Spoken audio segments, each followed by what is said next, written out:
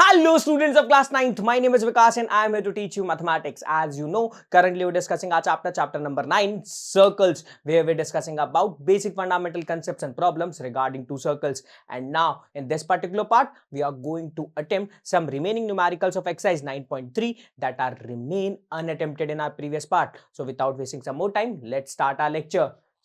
आज के इस लेक्चर में हमारा पहला क्वेश्चन है एक्सरसाइज 9.3 का 10th न्यूमेरिकल। ये हमें क्या कह रहा है? If circles are drawn taking two sides of triangle as diameter, prove that the point of intersection to these circles lie on the third side. What it says that कि देखो हमारे पास में क्या हो रहा है, एक हमारे पास में ट्रायंगल है। क्या है हमारे पास में? एक ट्रायंगल है। लेट्स सपोज एक ट्रायंगल है। अब इस ट्रायंगल के अंदर हमने क्या किया, कोई भी दो साइड चूज करी। क्या करी? अब देखो सर, सपोज कर लेते हैं हमारे पास में एक ट्रायंगल था। अब इस ट्रायंगल में हमने क्या करा, कोई भी दो साइड हमने चूज कर ली और उन दो साइड के रेफरेंस में क्या, देखो ये मान लो एक हमने साइड ली ए बी और ए बी को एज अ डायमीटर कंसीडर करते हुए हमने क्या ड्रॉ कर दिया, एक सर्कल ड्रॉ कर दिया। सिमिलरली हमने दूसरी साइड जो चूज करी, सपोज करो हमने एसी साइड चूज करी। अब इस सेकंड साइज के जो तो मेरे पास सेकंड साइड है ना, इसको भी as a diameter of circle consider करते हुए यहां से भी मैंने क्या कर दिया, एक सर्कल ड्रॉ कर दिया। ठीक है। अब अगर देखा जाए मैंने दो सर्कल ड्रॉ करे। कैसे? एक मैंने ड्रॉ करा सर्कल के जहां पे मेरे पास में ए बी क्या था, मेरे पास में डायमीटर था। यस या नो? ए बी क्या था मेरे पास में? डायमीटर था। और दूसरा मैंने सर्कल जो ड्रॉ किया उसके अंदर मेरे पास में ए सी एक डायमीटर था। और जिस पॉइंट पे ये दोनों सर्कल इंटरसेक्ट करते हैं ना, ये दोनों पॉइंट्स के अंदर देखा जाए तो देखो ये जो मेरे पास में एक सेकंड पॉइंट ऑफ इंटरसेक्शन है ना, यहाँ पे क्या है, सेकंड पॉइंट ऑफ इंटरसेक्शन है। ये मेरे पास में थर्ड साइड पे, जो मेरे पास में थर्ड नंबर ऑफ साइड है ना, इस पे लाई करना चाहिए। ये बात हमें इस पर्टिकुलर क्वेश्चन में प्रूव करनी है। क्या कि अगर देखा जाए circles are drawn taking two sides of triangle. समझ में आया कि एक ट्राइंगल है, उसकी कोई भी दो साइड चूज करते हुए हमने अगर सर्कल्स ड्रॉ करे, कैसे सर्कल्स ड्रॉ करे कि उन साइड्स को हमने कैसे कंसीडर किया, एज अ डायमीटर। देन जिस केस में हमने देखो ये जो हमने क्या ड्रॉ करे, सर्कल्स ड्रॉ करे ना, और ये जो पॉइंट ऑफ इंटरसेक्शन आता है, तो ये जो मेरे पास में सेकंड पॉइंट ऑफ इंटरसेक्शन है, ये सेकंड पॉइंट ऑफ इंटरसेक्शन कहां लाई करेगा, मेरे पास में थर्ड साइड ऑफ ट्राइंगल में लाई करना चाहिए। ये बात हमें इस पर्टिकुलर क्वेश्चन में प्रूव करनी है। अब जरा इस क्वेश्चन को प्रूव करें। चलो प्रूव करते हैं। अब सिंस ये एक प्रूफ बेस्ड क्वेश्चन है, सबसे पहले हम गिवन स्टेटमेंट लिख लेते हैं। अब इस पर्टिकुलर क्वेश्चन में हमें गिवन क्या है, तो कंसीडर करते हैं हमारे पास में एक ट्राइंगल है। ट्राइंगल है का नाम है ए बी डी। क्या है ट्राइंगल का नाम? A B D. In triangle A B D, क्या, in triangle A B D two circles are drawn by taking AD and BD as their diameters।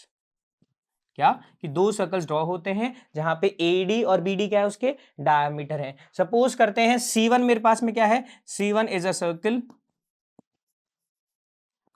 With AD diameter and C2 is a circle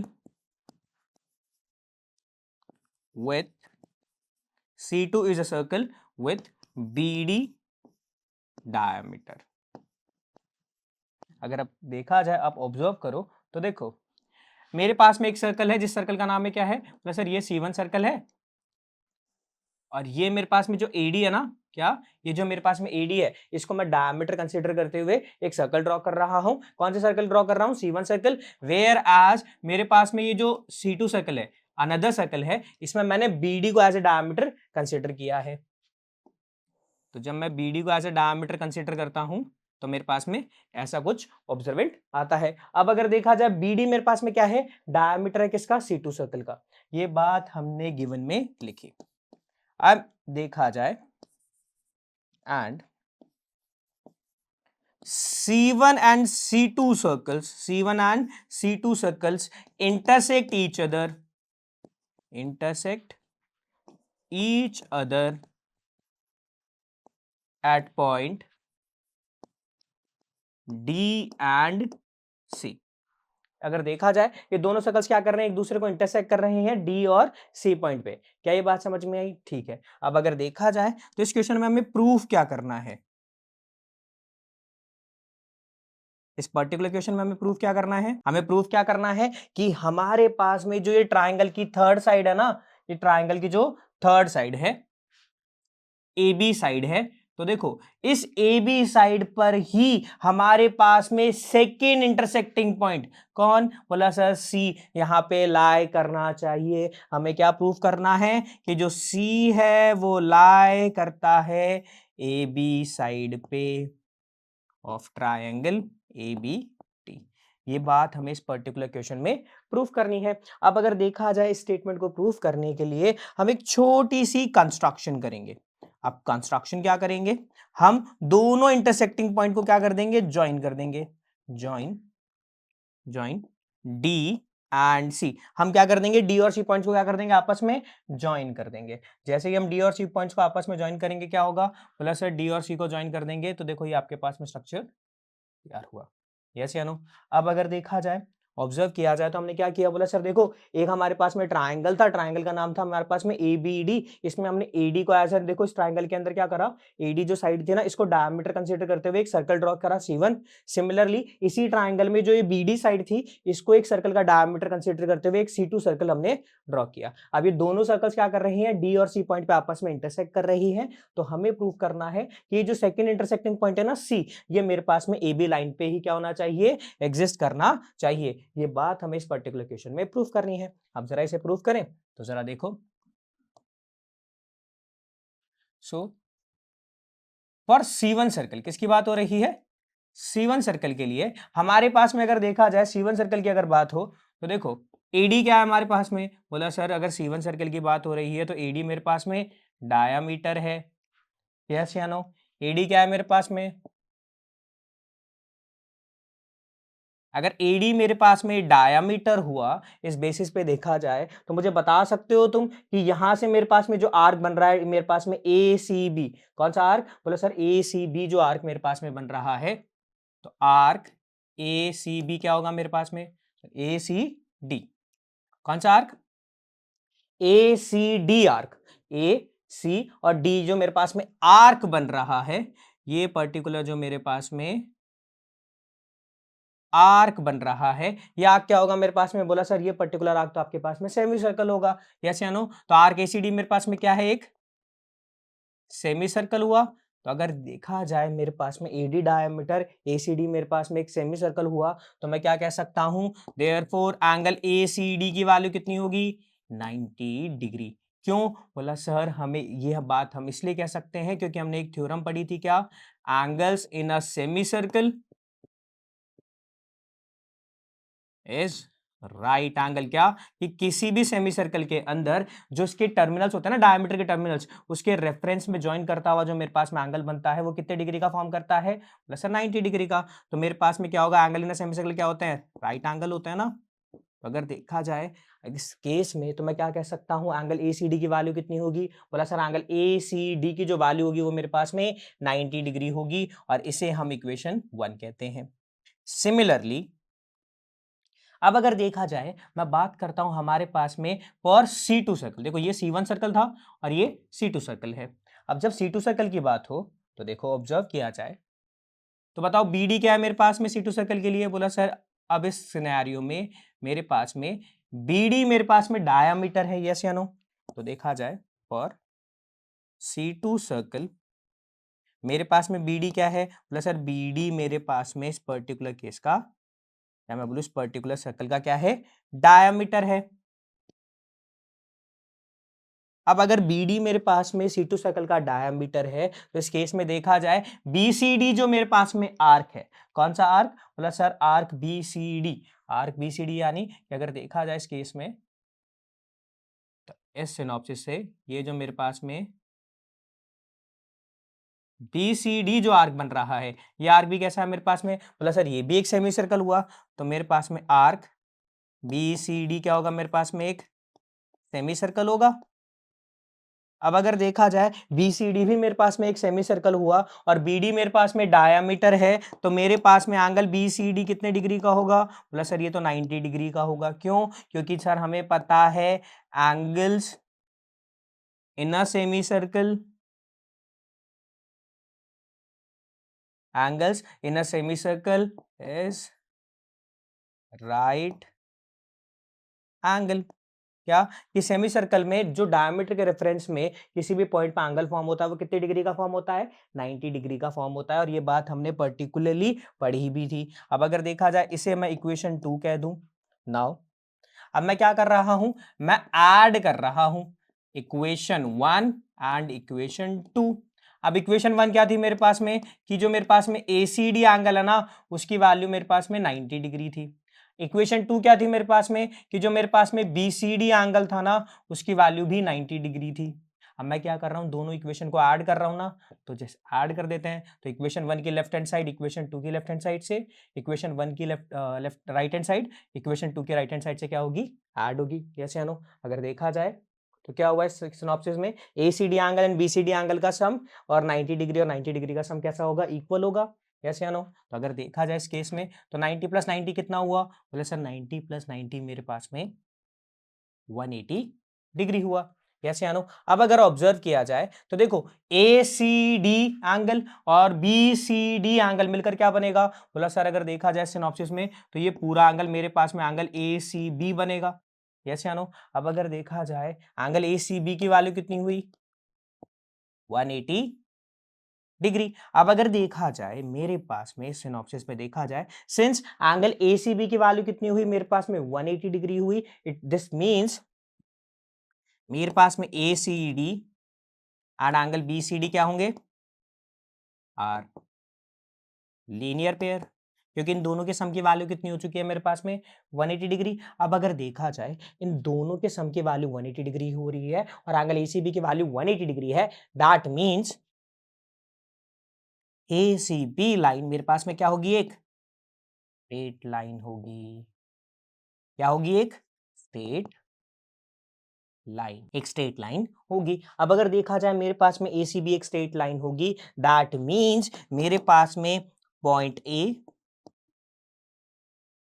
C and B क्या करते हैं मेरे पास में? ये तीनों points कैसे होंगे मेरे पास में? कोलिनियर होंगे, यानी ये एक ही लाइन पे लाई करने वाले पॉइंट्स हैं। यस या नो? अगर मेरे पास में ACB तीनों पॉइंट्स एक ही लाइन पे लाई करते हैं, दैट मीन्स मैं कह सकता हूं कि जो पॉइंट C है लाइज ऑन लाइन AB, और यही बात हमें इस पर्टिकुलर क्वेश्चन में प्रूव करनी थी। क्लियर है क्या? क्या ये बात समझ में आई? ठीक है। Now let's move on to the next question. और नेक्स्ट क्वेश्चन क्या है मेरे पास में? एक्सरसाइज 9.3 का 11th क्वेश्चन। ये हमें क्या कह रहा है? जरा देखो, ABC and ADC are two right angle triangles with common hypotenuse AC, then prove that CAD angle and CBD angles are equal। हमें क्या प्रूफ करना है? कि मेरे पास में जो CAD एंगल है एंड CBD एंगल, ये दोनों एंगल कैसे हैं हमारे पास में? इक्वल है। अभी क्वेश्चन हमें क्या कह रहा है, जरा समझो। इस क्वेश्चन के सिनॉप्सिस को समझो कि हमारे पास में दो ट्राइंगल्स हैं। कितने ट्राइंगल्स हैं हमारे पास में? दो ट्राइंगल्स हैं, और इन दोनों ट्राइंगल्स के अंदर हमारे पास में AC क्या है? एक कॉमन हाइपोटेन्यूज है। अब जरा देखो, कंसीडर करते हैं, मैं दो राइट एंगल ट्राइंगल्स कंस्ट्रक्ट कर रहा हूं। ठीक है, एक मेरे पास में राइट एंगल ट्राइंगल हुआ ये। इस ट्राइंगल का हम नेम दे देते हैं, सपोज करते हैं ये ट्राइंगल है मेरे पास में ABC। कौन सा ट्राइंगल है मेरे पास में? ABC ट्राइंगल है। इसमें अगर देखा जाए B पे कितने डिग्री का एंगल फॉर्म हो रहा है? बोले सर 90 डिग्री का, और AC मेरे पास में क्या है? हाइपोटेन्यूज है। अब अगर सेम लॉजिक से देखा जाए तो जरा देखो, सिंस अगर ये मेरे पास में हाइपोटेन्यूज है, एक और देखो चीज, अब मैंने एक और ट्राइंगल फॉर्म किया। अब इस ट्राइंगल के अंदर मैंने नाम दे दिया, ट्राइंगल का नाम है ADC, और एंगल DP भी कितने डिग्री का एंगल फॉर्म हो रहा है? 90 डिग्री का। दैट मीन ADC भी मेरे पास में क्या है? बोला सर एक राइट एंगल ट्राइंगल है जिसके अंदर AC क्या हुई मेरे पास में? बोला सर ये तो हाइपोटेन्यूज हुई। यस या नो? यानी ये मेरे पास में अगर हाइपोटेन्यूज हुई, क्या हुई मेरे पास में? ये हाइपोटेन्यूज हुई, तो इस केस में अगर देखा जाए, लॉजिकली अगर सोचा जाए तो देखो AC मेरे पास में कैसी होगी, बोला सर ये तो कॉमन हाइपोटेन्यूज हुई, और अगर ये कॉमन हाइपोटेन्यूज हुई यानी अगर देखा जाए मेरे पास में B और D एंगल कैसे हैं, 90 डिग्री के हैं, ये मेरे पास में कॉमन हाइपोटेन्यूज है। तो देखा जाए ABCD हमारे पास में, देखो हमें क्या प्रूफ करना है सिनॉप्सिस के अंदर, आप जैसे इसे ज्वाइन कर देते हो ना यहाँ पे, तो ये मेरे पास में जो एंगल फॉर्म हो रहा है, कौन सा एंगल फॉर्म हो रहा है मेरे पास में, एक तो एंगल CAD, कौन सा एंगल, एक तो एंगल हमारे पास में CAD एंगल, और दूसरा एंगल हमारे पास में CBD एंगल। ये दोनों के दोनों एंगल्स कैसे होने चाहिए, इक्वल होने चाहिए। ये बात हमें इस पर्टिकुलर क्वेश्चन में प्रूफ करनी है। अब जरा इस क्वेश्चन के अंदर प्रूफ करें इसे, ठीक है जरा करते हैं। सिंस ये एक प्रूफ बेस्ड क्वेश्चन है तो सबसे पहले गिवन स्टेटमेंट लिख ले। क्या गिवन है, two right angle triangles, two right angle triangles, triangle ABC and triangle ADC with common hypotenuse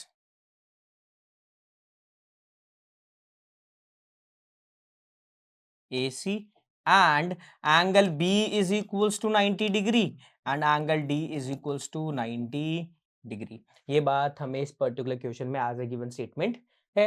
अब अगर देखा जाए तो देखो दो राइट एंगल ट्राइंगल्स हैं। अब अगर हमें देखा जाए हमें क्या प्रूफ करना है, हमें प्रूफ करना है कि हमारे पास में जो एंगल बन रहा है, कौन सा एंगल, एंगल CAD और एंगल CBD हमारे पास में कैसे हैं, ये दोनों एंगल्स इक्वल हैं। ये बात हमें इस पर्टिकुलर क्वेश्चन में प्रूफ करनी है कि ये एंगल और ये एंगल कैसे हैं हमारे पास में, इक्वल है। अब जरा इस क्वेश्चन को प्रूफ करें तो जरा देखो सॉल्यूशन पे चलते हैं। सिंस इन ट्राइंगल ABC, किस ट्राइंगल में, ABC ट्राइंगल के अंदर मेरे पास में जो एंगल B की वैल्यू है वो कितनी है, बोला सर B की वैल्यू तो 90 डिग्री गिवन है, यस या नो, ठीक है। सिमिलरली अगर देखा जाए मेरे पास में बात करता हूं इन ट्राइंगल ADC, मेरे पास में जो एंगल D की वैल्यू है वो भी कितनी है, 90 डिग्री है, और ये बात भी हमें क्वेश्चन में गिवन है। अब अगर देखा जाए जब मैंने इन्हें आपस में ज्वाइन कर रखा है स्ट्रक्चर को, अगर देखा जाए तो मैं क्या कर रहा हूं, मैं ऑब्जर्व करता हूं तो देखो ABCD क्या है मेरे पास में, बोला सर अगर आप ऑब्जर्व करोगे ABCD आपस में अगर ज्वाइन हो जाते हैं तो हमें क्या मिलता है, बोला सर ये जब जैसे ही आपस में ज्वाइन होते हैं ना तो हमारे पास में एक क्वाड्रिलेटरल फॉर्म हो रहा है। इस क्वाड्रिलेटरल का नाम क्या है, बोला सर ये क्वाड्रिलेटरल है ABCD, यस या no. Since in quadrilateral ABCD quadrilateral में क्या, बोला सर ABCD क्वाड्रिलेटरल में angle B plus angle D के सम की वैल्यू कितनी होगी, बोला सर एंगल B की वैल्यू तो मेरे पास में 90 डिग्री है और एंगल D की वैल्यू भी मेरे पास में 90 डिग्री है, तो B प्लस D के सम की वैल्यू मेरे पास में कितनी हो गई, बोला सर ये तो 180 डिग्री हो गई, यस या नो। अब अगर देखा जाए तो हम एक बात जानते हैं,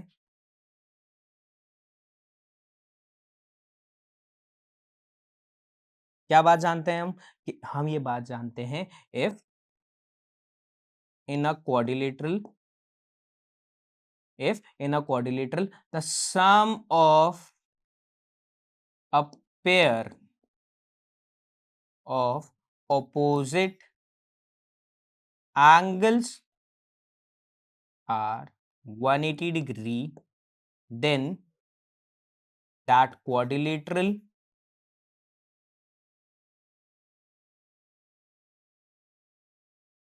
is a cyclic, यस या नो। हमें पता है कि किसी भी क्वाड्रिलेटरल के अंदर अगर एक पेयर ऑफ अपोजिट एंगल्स का सम कितना आ जाता है, एटलीस्ट एक पेयर हमारे पास में कितना आ जाता है 180 डिग्री, देन वो क्वाड्रिलेटरल क्या होगा हमारे पास में, एक साइक्लिक क्वाड्रिलेटरल होगा। देयरफॉर मैं क्या कह सकता हूं कि ABCD मेरे पास में क्या है, एक साइक्लिक क्वाड्रिलेटरल है।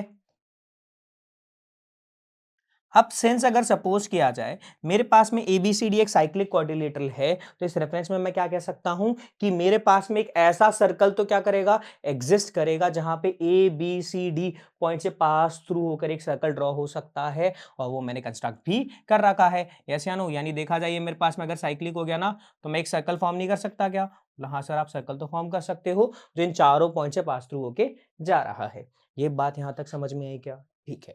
अब अगर देखा जाए, स्ट्रक्चर को ऑब्जर्व किया जाए, तो जरा देखो, सिंस अब अगर देखा जाए मैंने एक सर्कल फॉर्म कर लिया, बोला हाँ सर आपने सर्कल तो फॉर्म कर लिया। अब इस सर्कल में अगर देखा जाए तो C एक पॉइंट है, D एक पॉइंट है, कोई दो डिफरेंट पॉइंट्स को ज्वाइन करती हुई लाइन एक सर्कल में क्या होती है?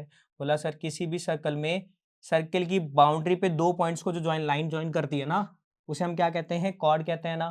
तो अगर देखा जाए, सिंस CD मेरे पास में क्या है? बोला सर CD मेरे पास में एक कॉर्ड है सर्कल की। यस या नो? अब अगर CD मेरे पास में एक सर्कल की कॉर्ड हुई, अब अगर देखा जाए इस कॉर्ड के रेफरेंस में अगर आप लॉजिकली देखो, तो देखो हमें दो एंगल देखने को मिल रहे हैं। कौन से दो एंगल? बोला सर अगर ऑब्जर्व किया जाए तो हम एक एंगल देख पा रहे हैं, एंगल CBD एंगल को। यस या नो? और दूसरा एंगल जो हम देख पा रहे हैं, वो एंगल हमारे पास में कौन सा एंगल है? बोला सर एंगल CAD एंगल। ये दोनों एंगल्स क्या है मेरे पास में? बोला सर ये तो सर्कल के सेम सेगमेंट में आ रहे हैं।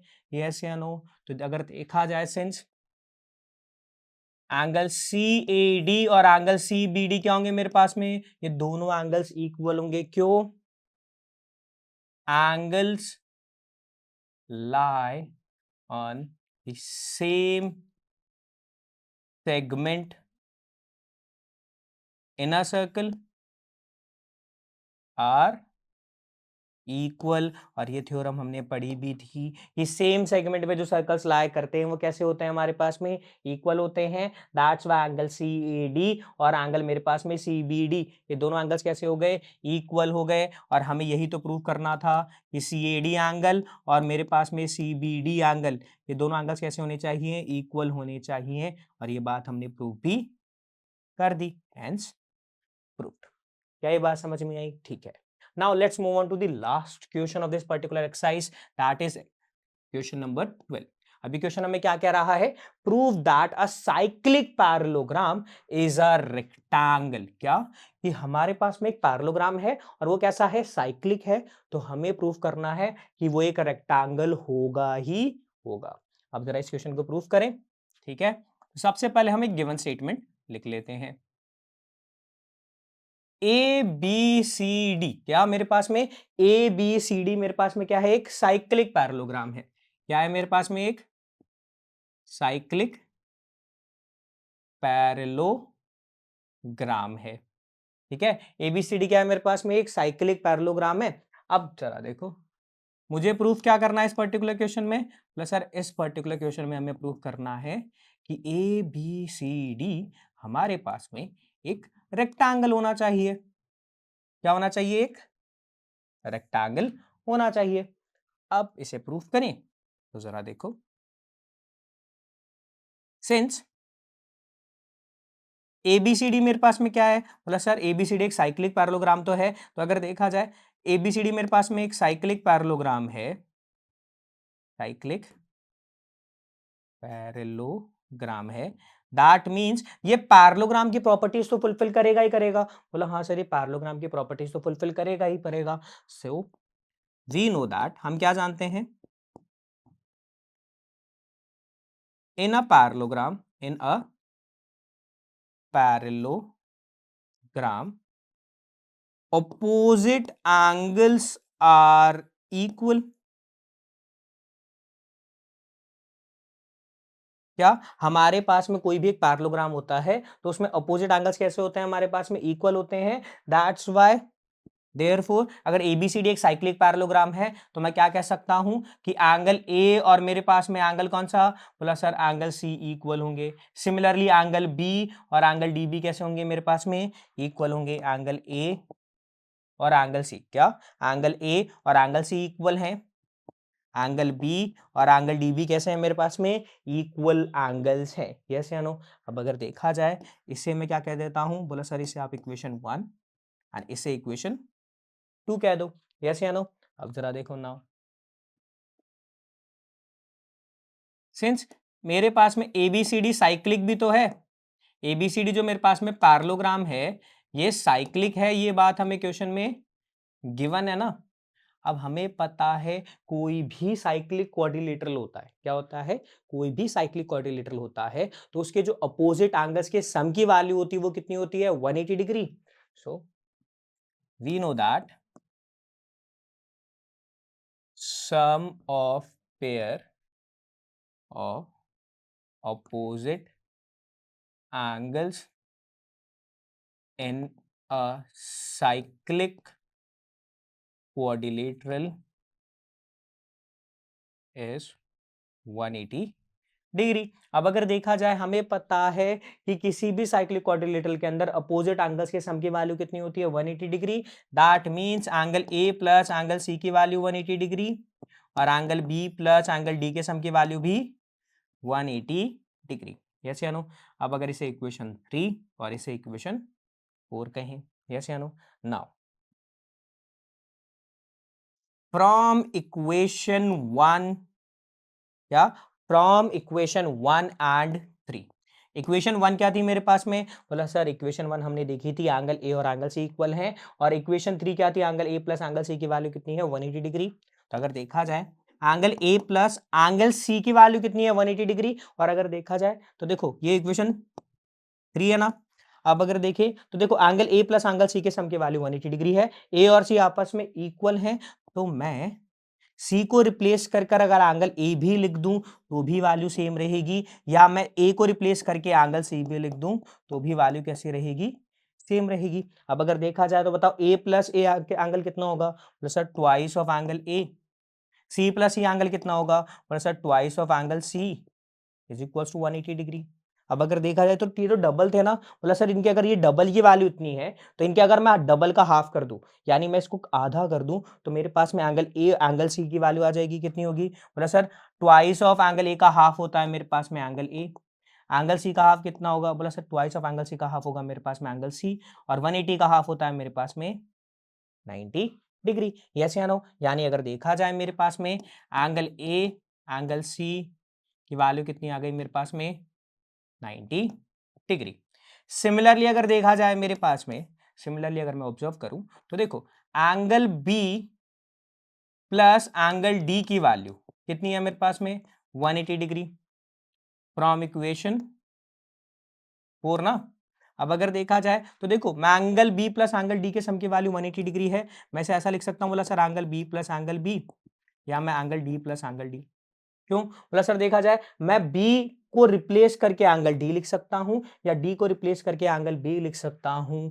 क्यों, क्योंकि सर हमने इक्वेशन नंबर 2 में ये देखा था कि जो B और D एंगल्स हैं वो कैसे हैं, आपस में इक्वल हैं, यानी B प्लस बी का सम D प्लस डी के सम के इक्वल है, जो कि मेरे पास में एंगल B प्लस डी के सम के इक्वल होगा। अब बताओ B प्लस बी कितना होगा, बोला sir twice of B, D plus D कितना होगा, बोला सर ट्वाइस ऑफ मेरे पास में D होगा, यस या नो।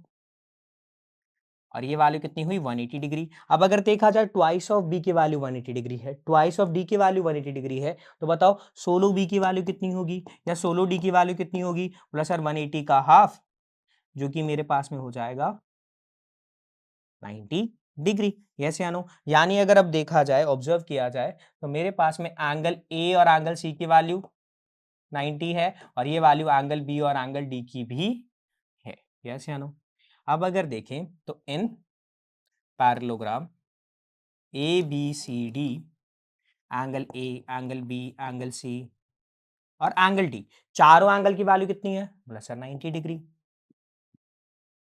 सो मैं क्या कह सकता हूं, बोला सर हम एक बात जानते हैं, अब parallelogram with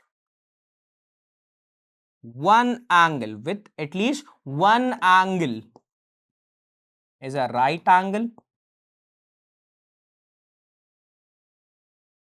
then it is a rectangle कि किसी भी पैरेललोग्राम के अंदर अगर वर्टेक्स पे एक एंगल भी कितने डिग्री का हो जाता है, राइट एंगल हो जाता है, यानी 90 डिग्री का हो जाता है, तो उस केस में उस पैरेललोग्राम को हम रेक्टेंगल कह सकते हैं। अब सिंस अगर देखा जाए मेरे पास में एबीसीडी पैरेललोग्राम के अंदर वर्टेक्स के चारों एंगल्स की वैल्यू मैंने कितनी प्रूव कर दी, 90 डिग्री प्रूव कर दी, तो मैं क्या कह सकता हूं, तो मैं कह सकता हूं कि जो एबीसीडी मेरे पास में पैरेललोग्राम है एक क्या है, रेक्टेंगल होगा। और यही बात हमें इस पर्टिकुलर क्वेश्चन में प्रूव करनी थी। क्या ये बात समझ में आई? ठीक है। So that's it for this particular part. और अब नेक्स्ट पार्ट में हम एक नया चैप्टर स्टार्ट करेंगे। सो थैंक यू एंड जय हिंद।